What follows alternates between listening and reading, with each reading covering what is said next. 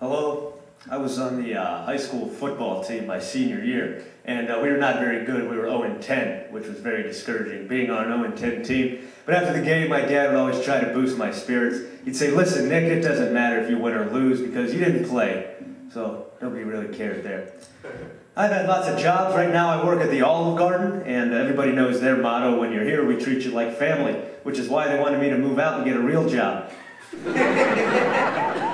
I'm a server there at the Olive Garden. They have these nice motivational signs help us stay motivated to serve people. They got one written by Michelangelo that says, "The problem with the majority of human beings is not that they set the bar too high and don't achieve it, but that they set it too low and achieve it."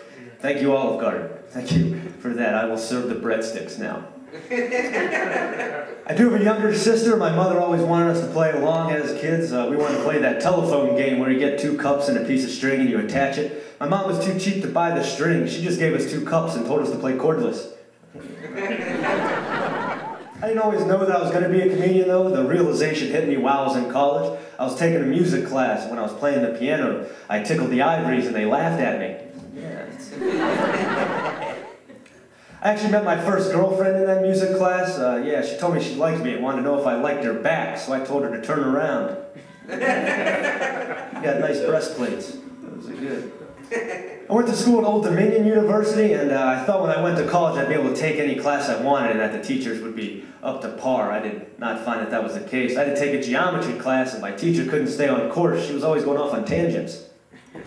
Remember once she was talking to us about octagons. I'd had enough, so I raised my hand and told her to stop. Yeah.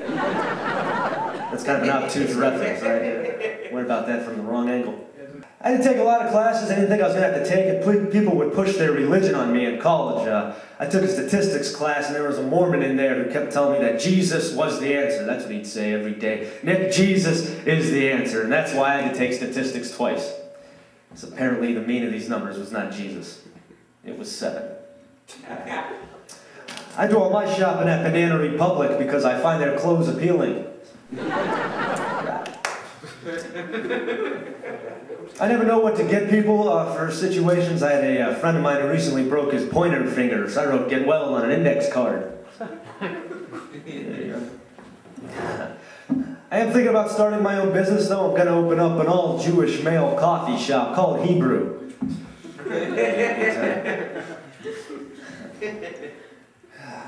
I had to take a lot of classes in college that I didn't think I was going to have to take. Like, I had to take a juggling class, and I ended up dropping that. I had a job at Foot Locker, and I applied because I figured I'd be a shoo-in. I got fired for that job, though. I did. They accused me of stealing. I bought a pair of Timberlands, and everybody thought I stole them. This gentleman came up to me. He was like, "Hey, man, are those Tims?" I'm like, "No, these are Nick's. These are mine, dog." I always thought it'd be cool to wear cashews. That'd be nuts. I'm from Winchester, Virginia, which is home to Patsy Cline. That's crazy, I know. My mom wants me to give back to the community. She wanted me to do Relay for Life, but I thought that was way too long of a commitment. You know, what if I'm the anchor? That's a lot of laps around that field. I've been up here for about a year, and I recently got my hair cut, and now my rabbit's been bleeding all over the house. He's not a very smart rabbit. He was easily obtained. I just used a hairnet. All right.